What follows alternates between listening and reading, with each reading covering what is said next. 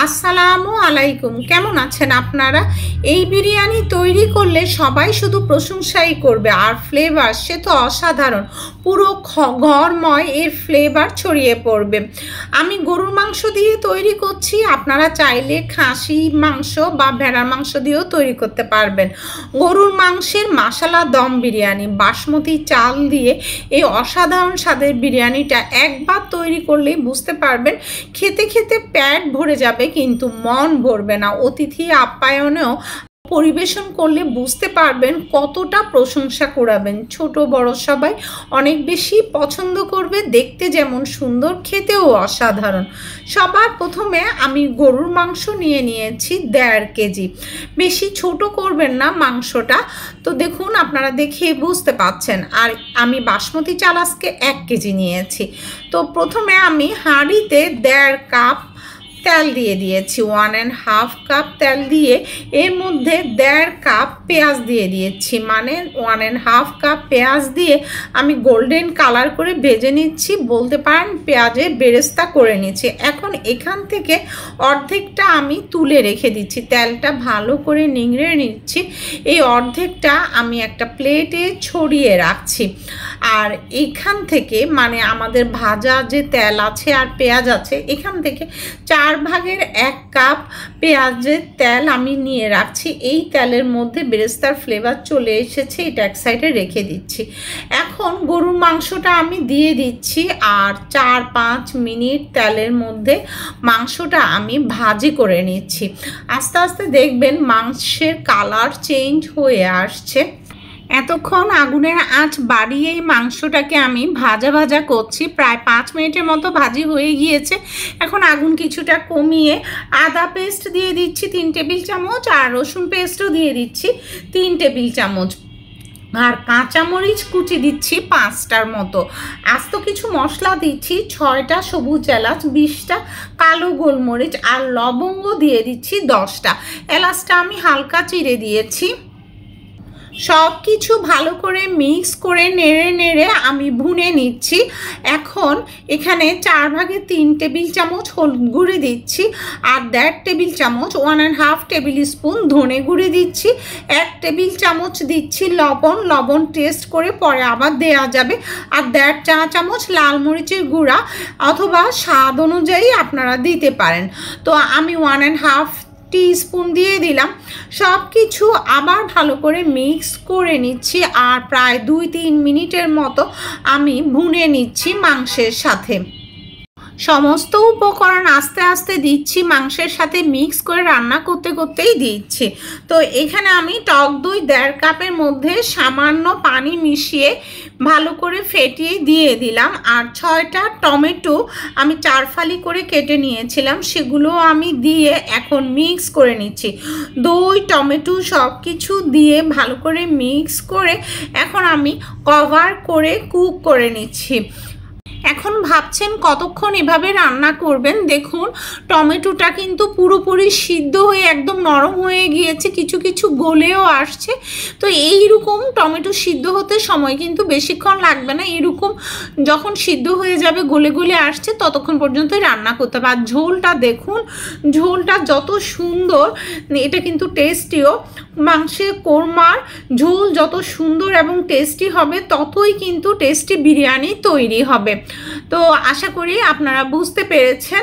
এখন বলক উঠা গরম পানি দিচ্ছি, মেজারমেন্ট কাপের 3 কাপ। পানিটা মাংসের সাথে মিক্স করে আবার বলক তুলে নিতে হবে। এরপর কভার করে আমি কুক করছি। প্রথমে মিডিয়াম আঁচে কিছুক্ষণ রান্না করছি, 4-5 মিনিট পরে লো আঁচে রান্না করছি মাংস সিদ্ধ হওয়া পর্যন্ত। দেখুন মাংস এখন প্রায় সিদ্ধ হয়ে এসেছে, কিন্তু আরও সফট হওয়া বাকি। এই পর্যায়ে আমি এখানে বিরিয়ানি মশলা দিয়ে দিচ্ছি, মেজারমেন্টের টেবিল চামচে 3 টেবিল চামচ, আর 6টা বড় সাইজের আলু আমি কেটে নিয়েছি বড় বড় করে। আলুর জন্য আমি 4 ভাগের 1 টেবিল চামচ লবণ এখানে দিয়ে দিচ্ছি। তো সব কিছু মিক্স করে নিচ্ছি, আর আলু সিদ্ধ হওয়া পর্যন্ত আবার আমি কভার করে রান্না করে নিচ্ছি। এদিকে বাসমতি চাল 1 কেজি নিয়েছিলাম, সেটা ভালো করে ধুয়ে পানিতে ভিজিয়ে রেখেছি 1 ঘন্টা। তো এখন 1 ঘন্টা পরে আমি পানিটা ছেঁকে নিয়ে নিচ্ছি। তো এই স্টেইনারে চালের পানি ঝরতে থাক। এদিকে আমি 5 লিটার পানি দিয়েছি, এর মধ্যে 3টা তেজপাতা, স্টার আনিস 3টা, আর সবুজ এলাচ হালকা চিড়ে দিয়েছি 5টা, লবঙ্গ দিয়ে দিয়েছি 7টা, আর লবণ দিয়ে দিয়েছি 15 মিলি, টেবিল চামচের 4 টেবিল চামচ। তো এই যে সব কিছু আমি মিক্স করে নিচ্ছি, আর টক বগিয়ে ফুটিয়ে নিয়েছি। তারপরও আবার 5 মিনিট পানিটা সিদ্ধ করে নিয়েছি, যাতে করে মশলার ফ্লেভার এই পানিতে চলে আসে। এরপর এই মশলাগুলো আমি ছেঁকে তুলে ফেলে দিচ্ছি, তাহলে খাওয়ার সময় মুখের নিচে বারবার এই মশলা পড়বে না, খাবারের টেস্ট নষ্ট হবে না। তবে আপনারা যদি চান এই মশলা রেখেও দিতে পারেন। এখানে আমি এখন পানি ঝরানো সেই বাসমতি চালগুলো দিয়ে দিলাম। একদম হাই ফ্লেমে কুক করছি, 80% সিদ্ধ করে নিতে হবে, আর বাকিটা দমে হবে। এদিকে আলু সিদ্ধ হয়ে গিয়েছে, আর দেখুন ঝোলটা মাখো মাখো হয়ে গিয়েছে। এই মাখো মাখো ঝোল আমাদের লাগবে, আর তেল মশলা ছাড়া ছাড়া হয়ে গিয়েছে, মানে তেলের উপর উঠে এসেছে। এখন এখান থেকে আলু মাংস সামান্য ঝোল সহ অর্ধেকটা আমি তুলে নিচ্ছি একটা বাটির মধ্যে, আর বাকিটার মধ্যে আমরা চাল দেব। তো অর্ধেক চাল আমি দিয়ে দিচ্ছি, চালটা আমি পানি ঝরিয়ে নিয়ে সাথে সাথেই দিয়ে দিচ্ছি, গরম গরম চাল। তো এভাবে সমান করে বিছিয়ে দিয়ে বাকি যে মাংস আলু ঝোল আমি রেখেছিলাম সেটা এখন এর উপরে দিচ্ছি এবং সমানভাবে বিছিয়ে দিচ্ছি। এজন্যই বলেছিলাম মাখো মাখো এই ঝোলটা আমাদের লাগবে, এই ঝোলের কারণে টেস্ট অনেক গুণে বেড়ে যাবে। এখন বাকি যে অর্ধেকটা চাল আছে সেই চালটা আমি দিয়ে দিচ্ছি, দিয়ে এভাবে ছড়িয়ে বিছিয়ে সমান করে দিয়ে দিচ্ছি। জর্দার রং পানিতে গুলিয়ে নিয়েছি, সেটা আমি কিভাবে দিচ্ছি আপনারা দেখুন। আর দিয়ে দিচ্ছি কেওড়া জল 2 চা চামচ, তো পুরোটাতে ছিটিয়ে দিচ্ছি। পেঁয়াজের বেরেস্তার যে তেল আমরা তুলে রেখেছিলাম সেটাও আমি এভাবে ছড়িয়ে ছড়িয়ে দিচ্ছি। 4 ভাগের 1 কাপ চাল সিদ্ধের পানি রেখে দিয়েছিলাম, সেটা মাংসের বাটিতে দিয়ে ধুয়ে সেই বাটি ধোয়া পানিটাও ছড়িয়ে দিয়ে দিলাম। 10-12টা আস্ত কাঁচামরিচ, ধনেপাতা কুচি আর পুদিনা পাতা কুচি নিয়েছি, এগুলো আমি একে একে দিয়ে দিচ্ছি। আর তুলে রাখা যে পেঁয়াজের বেরেস্তা আছে সেই পেঁয়াজের বেরেস্তাগুলো আমি সুন্দর করে এভাবে ছড়িয়ে দিয়ে দিচ্ছি। ব্যাস সব কিছু আমাদের এখন গোছানো শেষ। এখন আমি কভার করে দিচ্ছি আর একটা লবঙ্গ গুজে দিচ্ছি, যাতে করে ভালো ভাপ পায়।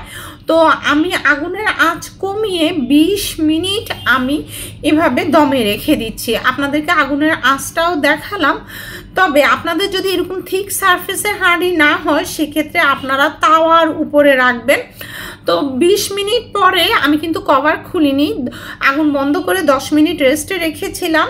তারপর আমি কভার খুলে দেখাচ্ছি, দেখুন কীরকম হয়েছে, একদম ঝরঝরে।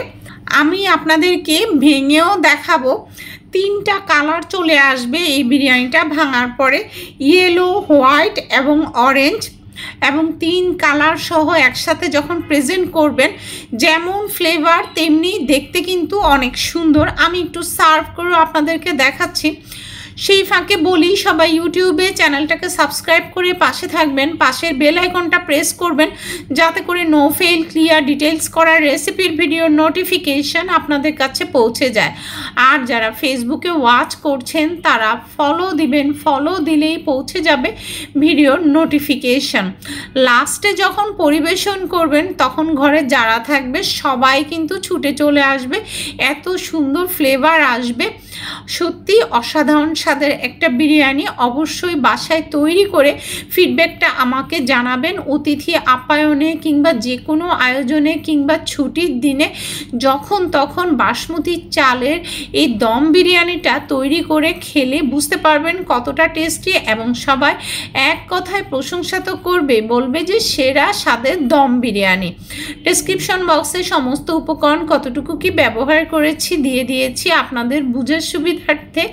আর আমি তো খেতে খেতেই বিদায় নিচ্ছি। ভালো থাকবেন সবাই। পরবর্তী ভিডিও দেখার নিমন্ত্রণ রইল। আল্লাহ হাফেজ।